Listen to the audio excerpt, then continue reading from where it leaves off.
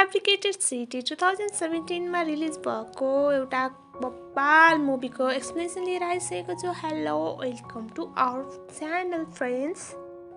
यो movie explain गर्ने plan बन्नुको मेरो रिजन थियो my favourite actor Ji Chang Wook भएको रिजनले मैले हेरेको थिएन।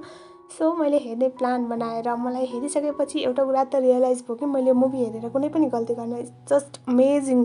यसको जुन प्लट एन्ड ट्विस्ट छ नि, सस्पेन्स, त्यसले त मान्छेलाई पागल नै बनाउँछ।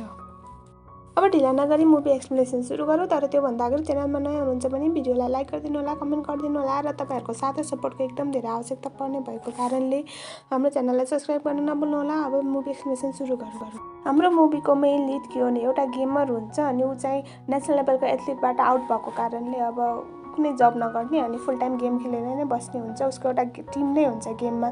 अनि त्यसपछि एक दिन ऊ गेम खेलिरहेको बेला एउटा फोन भेटिन्छ र त्यो फोनमा एउटा कल आउँछ कि मेरो फोन छुटेको छ अनि मलाई यहाँसम्म ल्याइदिनु भनेर। अनि त्यसको साटो चाहिँ $300 पे गर्ने पनि कुरा गर्छ।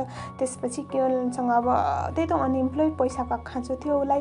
अनि त्यसपछि त्यो फोन लिएर जान्छ अनि त्यहाँभित्र चाहिँ केटी नुहाइरहेको हुन्छ अनि मेरो फोन तिरेको थियो, पैसा माथि चाहिँ लिएर जाऊ भन्छ। अनि फर्किने बेला उसले भन्छ कि यस्तो डेन्जर छ अनि ढोका चाहिँ लक गरेर बस्नु भनेर त्यहाँबाट निस्केर जान्छ। नेक्स्ट डे बिहान अचानक पुलिस आउँछ। पुलिसले आएर उसलाई चाहिँ त्यही जुन लास्ट नाइट भेटेको केटी चाहिँ उसको रेप र मर्डरको केसमा उसलाई जेल लैजान्छ। त्यसपछि उससँग यस्तो बिहेभियर हुन्छ नि, त्यो देख्दा त मन नै खाने कि त्यस्तो पनि हुन्छ भनेर। उसले चाहिँ मैले गरेको होइन भन्दा कहिले पनि विश्वासै गर्दैनन्।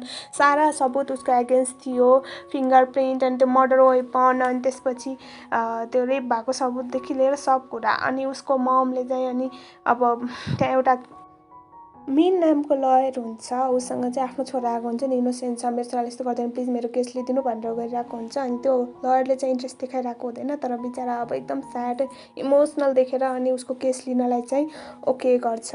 अनि त्यसपछि हियरिङ सुरु हुन्छ। हियरिङमा चाहिँ अब सारा सबुत उसको एगेन्स्ट थियो अनि उसलाई चाहिँ अब यस्तोसम्म देखाइन्छ कि नेसनल एथलिटको बाट आउट भएपछि ऊ डिप्रेसनमा थियो र ऊ चाहिँ रियल वर्ल्ड र गेमिङ वर्ल्डमा फरक छुट्याउन सक्दैन। अनि त्यसले गर्दा अनि उसले अब त्यही सुरमै रेप गर्यो, मर्डर गर्यो भन्ने अनि पुरा प्रोटेस्ट चलिरहेको हुन्छ। एकदम हुन्छ नि ठुलो न्युज भन्छ क्या। यसले गर्दा चाहिँ अब यहाँ चाहिँ वुमेन राइटको कुरा पनि आयो नि, त्यो भएर चाहिँ यो केसलाई पुलिसले पनि फर्दर इन्भेस्टिगेसन गर्न चाहँदैन र कियोनलाई चाहिँ अनि गिल्टी प्रुभ गरेर उसलाई चाहिँ लाइफ टाइम इम्प्रिजनमेन्ट दिन्छ, जन्मकैद। अनि त्यसपछि उसको मम चाहिँ एकदम धेरै दुखी भएको हुन्छ है। त्यसपछि अब कियोनको दुःखको टाइम सुरु भयो। यति टर्चर हुन्छ उसलाई जेलमा। अनि त्यसपछि जेलमा एउटा कैदी हुन्छ मा नामको, त्यो मोटेवाला। अनि ऊ चाहिँ एकदम इगोइस्टिक हुन्छ क्या। अनि उसले कियोनलाई त्यही कुराले मात्रै सताउँछ किनभने उसले चाहिँ हुन्छ नि उसको आँखामा एउटा हुन्छ नि उसको प्रति डर देखिरहेको हुँदैन। अनि पुलिसहरूले पनि कहिले पनि अरूको हुन्छ नि अरूलाई दोषी नमान्ने, कियोनलाई नै पनिसमेन्ट दिने हुन्छ। सो यहाँ चाहिँ यसो साह्रै हेर्नुपर्दा कियोनको लाइफ फुल डिस्ट्रोय भइगयो कि, जुन करियर, फ्युचर, जुन उसको नाम केही रहेन। उसको जेलमा चाहिँ एकदम खतम हालत भइरहेको हुन्छ, डेली कुटाइ खानु परिरहेको हुन्छ। उसलाई चाहिँ मर्नु न बाँच्नुवाला सिचुएसन भइसकेको हुन्छ। केही टाइम बित्छ अनि कियोनको मम उसलाई भेट्न ल्याएको हुन्छ। अनि त्यतिखेर उसको ममले भन्छ कि मैले ऊ गरिरहेको छु अनि प्रोटेस्ट गरिरहेको भएर अनि त्यो मिडियाले पनि त्यो कुरालाई कभर गरेको छ अनि म जसरी पनि तिमीलाई बेगुना साबित गर्छु, तर मलाई नि एउटा रेपिस्टको मम भएर मर्नु छैन। तिमीलाई हुन्छ नि आफ्नोमा लागेको दाग हटाउन कोसिस गर्नुपर्छ, प्लिज आफ्नो ख्याल राख भनेर भन्छ। यहाँ आमा छोराको इमोसनल मुभमेन्ट पनि देखाइन्छ। अनि उसको मम चाहिँ फुल होपलेस हुन्छ के। अनि त्यसपछि उसको ममले चाहिँ सिचुएसनलाई जसरी भयो नि ह्यान्डल गर्ने अनि सब कुरा मिलाउने प्रमिस गरेर त्यहाँबाट जान्छ। त्यसपछि त्यहाँ जेलमा एउटा कैदी हुन्छ जो साइको भन्ने हुन्छ। अनि उसले चाहिँ कियोनलाई भन्छ कि मलाई तँलाई देख्दा यस्तो लाग्दैन कि तैँले कसैलाई मार्न सक्छस्, तेरो नाकमा त्यो जुनू नै छैन। यहाँ त नि सहेर बस्नु भनेको नि सबसे ठुलो स्टुपिडी हो। आफ्नो लागि आफै फाइट ब्याक गर्न सिक, आफूलाई स्ट्रङ बनाउन सिक, तब मात्रै सब सिचुएसन ह्यान्डल हुन्छ। यहाँ एउटा हुन्छ नि अब निम्बु खालाई हेप्नेवाला डाइलग चाहिँ यहाँ कि त्यो चाहिँ एकदम फेमस छ। त्यही भएर आफ्नो लागि आफै फाइट ब्याक गर्न सिक, किनकि यहाँ कसैले पनि तँलाई जोगाउन आउँदैन, बचाउन आउँदैन भनेर भन्छ। त्यसपछि कियोन हल्का अब चाहिँ पेन लिन सक्नेवाला उमा पुग्छ क्या। अनि त्यसपछि उसले माको पुरै टिमलाई नै हराइदिन्छ आफ्नो टेक्निकले। अनि सारा टिमलाई नै हराइदिन्छ। त्यसको केही दिनमा फेरि लयर मेन उसलाई भेट्न आउँछ केवललाई। अनि त्यतिखेर चाहिँ उसको ममले सुसाइड गरेको यो सब कुरा सहन नसकेर यो कुराले केवललाई अझै धेरै तोड्छ। त्यसपछि एक दिन त्यहाँ जेलमा माको टिमले पुलिसमाथि एट्याक गर्ने कोसिस गर्छन् र त्यही चान्स मिलाएर उहाँले केवललाई हान्ने कोसिस गरेको हुन्छ। तर उसले चाहिँ फाइट ब्याक गर्छ, उसलाई चाहिँ बेसरी चोट लाग्छ। त्यसपछि पुलिसले चाहिँ उसलाई हतियार छोड अनि आफूलाई सरेन्डर गर भनेर गर्दा चाहिँ केवलले आफूलाई नै हानिदिन्छ। अनि त्यसपछि एम्बुलेन्सबाट उसलाई लगिन्छ हस्पिटल। र यो सब चाहिँ त्यो जुन उसको साथी साइको भन्छ नि, उसले दिएको हुन्छ कि कहाँनिर चोट पुर्याउँदा चाहिँ आफूलाई कम चोट लाग्छ, ज्यान जाँदैन, धेरै ब्लड जाँदैन, त्यो वाला टेक्निक दिएको हुन्छ। र उसले चाहिँ यो मद्दतबाट अनि गाडीको एक्सिडेन्ट बनाइदिन्छ। अनि त्यहाँबाट ऊ भाग्नलाई सक्सेसफुल रहन्छ जसोतसो। त्यहाँबाट भागेर के हुन्छ भन्दा स्टार्टिङमा लयर मिनकोमा जान्छ, किनकि उसँग अन्त जाने ठाउँ थिएन। अनि त्यतिखेर मिनले उसलाई उसको मम्मीको जुन ब्रास लकेट थियो त्यो दिन्छ। अनि त्यसपछि तर उसले पुलिसलाई बोलाइसकेको हुन्छ कि, अनि उसले भन्छ कि म तिम्रो केसलाई फेरि स्टडी गर्छु, तर आफूलाई सरेन्डर गर भन्दा त्यहाँबाट केवन भागेर जान्छ। अनि ऊ चाहिँ साइबर क्याफे जान्छ लुकी छिप्पी। अनि त्यहाँ एउटा न्युज हेर्न थाल्छ। अनि त्यहाँ हेरेको न्युजमा चाहिँ यसरी सिचुएसन बनाइएको हुन्छ कि सबै कुरामा चाहिँ केवललाई फसाउनलाई नै गरेको जस्तो। त्यो केटीको घरमा ऊ चाहिँ 5 मिनटभन्दा बढी टाइम स्पेन्ड गरेको हुँदैन, तर त्यो न्युजमा यसरी बनाएको थियो कि उसले चाहिँ 3 आवर त्यहाँ स्पेन्ड गर्यो। अनि हुन्छ नि, मतलब यो फुल प्री प्लान थियो जसरी उसलाई केवललाई आइडिया लाग्छ। त्यसपछि उसले योल नामको केटीलाई भेट्छ जो चाहिँ गेमिङ पार्टनर पनि थियो। त्यसपछि योलले उसले आफ्नो ठाउँमा लगेर जान्छ। ऊ चाहिँ एकदम टाढा थियो, हुन्छ नि, कसैको एक्सेसमा पनि नहुने ठाउँ। अनि उसको त्यो बस्ने ठाउँ त्यहाँ चाहिँ पुरै कम्प्युटरहरूको सेटअप नै थियो गेमिङको लागि। अनि त्यहाँ चाहिँ हुन्छ सबतिर CCTV क्यामेरा, अनि कतिखेर को आयो के गयो थाहा हुने। अनि त्यसपछि उसले अरूलाई पनि बोलाएको हुन्छ जो चाहिँ यही गेमिङ पार्टनर हुन्छन्, यिनीहरू साथमै गेम खेल्ने हुन्छन्। र यहाँ केवललाई चाहिँ लिडर भन्ने, क्याप्टेन भन्ने हुन्छ नि सबले।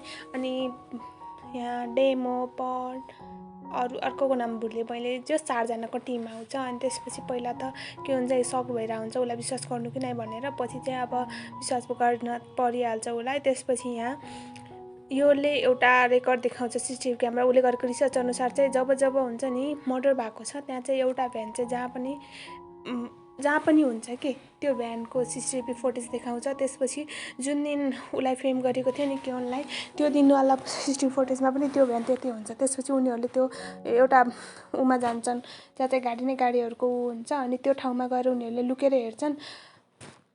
त्यहाँ चाहिँ एउटा अफिस जस्तो थियो। अनि त्यहाँ हेर्दा चाहिँ यस्तो देखिरहेको थियो कि त्यहाँ भर्खरै कसको मर्डर भइरहेको छ र एउटा टिम हुन्छ जसले चाहिँ त्यहाँ सब कुरा साफसफाइ गरिरहेको हुन्छ। यो सब कुराको चाहिँ उसले भिडियो बनाउँछ केवलले। अनि उनीहरू त्यहाँ चाहिँ रूप बदलेर जान्छन्। अनि त्यहाँबाट मेन हुन्छ नि कनेक्सनमा योले जुन कनेक्सनमा आएको थियो त्यहाँ चाहिँ अनि उनीहरूले आफ्नो फिक्स गर्न सक्सेसफुल रहन्छन् प्लान गरेर। त्यसपछि के हुन्छ, त्यो उहरूको गाडी जहाँ जान्छ त्यहाँ पछि जाँदा चाहिँ एउटा टिभी एक्टरको घरमा पुग्छ, जहाँ चाहिँ त्यहाँ टिभी एक्टरको डेड बडी हुन्छ। अनि सब यो CCTV क्यामेराबाट हेरिरहेको हुन्छन् उता योलहरूले अनि त्यो डेमोको टिमले। त्यसपछि त्यहाँ गएर अनि सब कुरा हेर्दा चाहिँ त्यहाँ उसको भर्खर मर्डर भएको जस्तो देखिन्छ।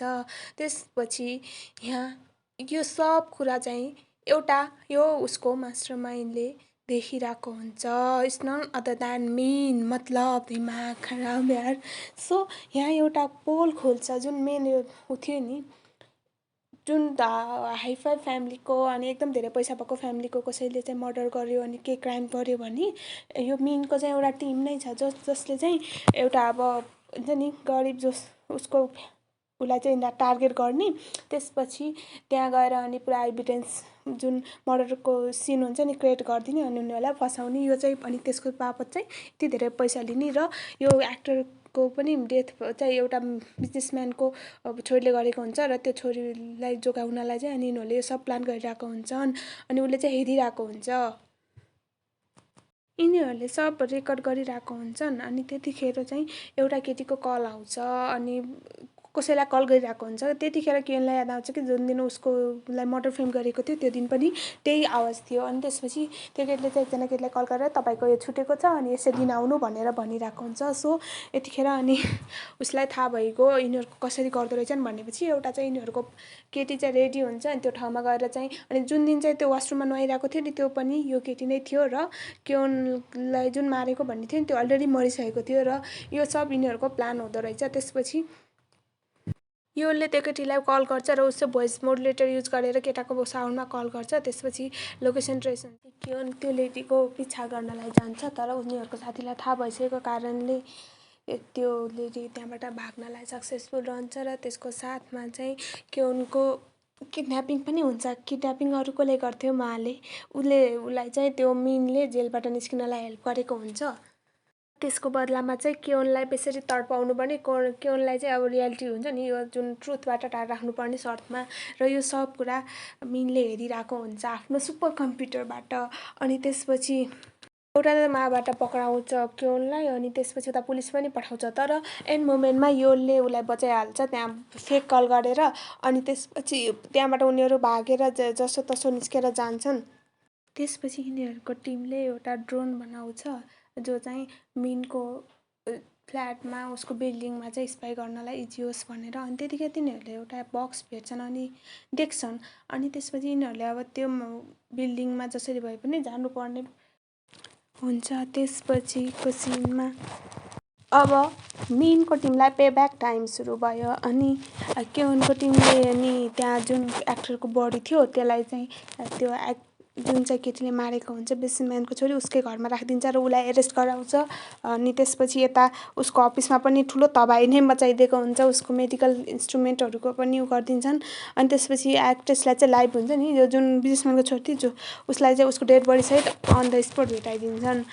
त्यसपछि मिनलाई आइडिया चाहिँ भइसक्यो कि यिनीहरू अहिले चाहिँ मभन्दा एक स्टेप अगाडि बढिसक्यो भनेर। अनि मिनलाई जुन चेयरम्यानको छोरी थियो उसको चेयरम्यानले गाली फोन गरेर यति गाली गर्छ मेरो छोरी कसरी पक्री तँलाई म छोड्दिनँ भनेर। अनि त्यसपछि मिनले चाहिँ अब के गर्नु भइरहेको हुन्छ। अनि त्यसपछि त्यहीँ किरण आउँछ र उसलाई कुट्नुसम्म कुट्छ। उसको सिक्रेट रुममा सुपर कम्प्युटरवाला रुममा गएर फाइट सिन हुन्छ। अनि त्यसपछि त्यहाँ मिनले उसलाई चाहिँ तैँले मलाई जित्न सक्दैनस् किनभने उसलाई मालाई मैले तेरो साथीको लोकेसन पठाइसकेको छु उनीहरू तेरो साथीको ट्रिटमेन्ट गर्दैछन् भन्छ। अनि यता किरणले अनि पेन ड्राइभ घुसाउँछ डाटा त्यो पेन ड्राइभमा आउनलाई चाहिँ 30 मिनट लाग्ने हुन्छ। अनि उता तर उसको साथीहरूको हालत बेहाल भइसकेको भएर ऊ चाहिँ त्यहाँ साथीहरूलाई बचाउनलाई जान्छ। त्यसपछि मिनले उ गर्छ कि तैँले चाहिँ मसँग पंगा नलिनु पर्थ्यो लिएर गल्ती गरेछ भन्छ। त्यसपछि यहाँ किरणले आफ्नो साथीहरूलाई बचाइहाल्छ सारा गुन्डाहरूलाई पिटेर मारेर। अनि त्यसपछिको सिनमा त्यहाँबाट उनीहरूलाई भगाएर लान्छ। त्यसपछि यहाँ अब एउटा पुरा कार सिक्वेन्स छ लगभग 15-20 मिनटसम्म भागाभाग चलिरहेको हुन्छ। उता माको टिमहरूले पनि उसलाई उ गरिरहेको हुन्छ एट्याक गरिरहेको हुन्छ र मिनले त अब आफ्नो सुपर कम्प्युटरबाट हरेक ठाउँमा लोकेसन हेरिरहेको हुन्छ के गरेर उनीहरूलाई चोट पुर्याउनु कोसिस गर्छ। अनि टिभी स्टेसनमा पुग्छन् उनीहरू। अनि त्यहाँ गएर उनीहरूले आफ्नो गेम प्लान सुरु गर्छन् तर त्यहाँ पनि माले योलाई किडन्याप गरेर लैजान्छ। त्यसपछि योलाई बचाउनलाई किरण त्यहाँबाट जान्छ र योलाई चाहिँ उसले बचाएर ल्याउँछ। त्यसपछि यहाँ फाइनली सरेन्डर गर्छ किरणले। अनि मिन चाहिँ खुसी भइरहेको हुन्छ कि मैले जितेँ भनेर ऊ डान्स गरिरहेको हुन्छ। सडनली एउटा आवाज आउँछ। आवाज के थियो भन्दा जुन पेन ड्राइभमा 30 मिनटको टाइम डाटा इन्ट्री हुन्छ नि डाटा कपी हुनलाई लाग्नेवाला थियो नि त्यो टाइम कम्प्लिट भएको हुन्छ। त्यसपछि उसले तारहरू छुटाउन थाल्छ तर उसको केही पनि लाग्दैन। यसले उता उसको आफ्नो कनेक्सनबाट सारा डाटाहरू रिट्राइभ गरिदिन्छ। त्यसपछि लाइभ ब्रोडकास्ट हुन्छ जहाँ चाहिँ अनि कसरी यिनीहरूले मर्डर हुन्छ नि इनोसेन्ट मान्छेहरूलाई फसाउँथे र यिनीहरूको गेम प्लान को यिनीहरूको साथी थिए सब कुरा खुल्छ। लाइभ पुरै कन्ट्रीभरिको मान्छेहरूले नै हेरिरहेको हुन्छन्। अनि त्यसपछि अब यहाँ त किरण इनोसेन्ट थियो भन्ने त प्रुभ भइगयो तर कुन किम्मतमा भन्दा उसले आफ्नो मम्मीलाई गुमाउनु पर्यो त्यो स्याड थियो तर यस्तै हुन्छ रियालिटीमा रियालिटी छ मुभीमा धेरै कुराहरू। अनि त्यसपछि किरण इनोसेन्ट थियो भन्ने कुरा पनि प्रुभ भयो। त्यसपछि मिनलाई जेल लगिन्छ। अनि त्यसपछि त्यहाँ माको टिमहरू हुन्छ उनले मिनको चाहिँ भयङ्कर खातिरदारी गर्छन्। त्यसपछि एउटा सिन देखाइन्छ जहाँ चाहिँ मेनको सेक्रेटरी हुन्छ उसले अनि ऊ पक्रेर केही छैन हाम्रो ऊ त छँदैछ भनेको हुन्छ मतलब यसको मेन मास्टरमाइन्ड त अरू कोही नै छ सायद। सो अनि केही टाइमपछि अनि क्योलाई देखाउँछ जो चाहिँ आफ्नो साथीहरूसँग बसिरहेको हुन्छ अनि त्यसपछि उसले आफ्नो मम्मीलाई इमेजिन गरिरहेको हुन्छ अनि त्यसपछि उसले त अब आफ्नो मम्मीले भनेको कुरा त पुरा गर्यो तर यो किमत चाहिँ उसले आफ्नो मम्मीको ज्यान गुमायो। सो मुभी राम्रो छ, कस्तो लाग्छ कमेन्ट गरिदिनु होला। च्यानलमा नयाँ हुनुहुन्छ भने च्यानललाई सब्सक्राइब गरिदिनु होला। तबसम्मको लागि thank you so much for watching our video. र जिच्याङको फ्यान हो भने पनि कमेन्ट गरिदिनु होला।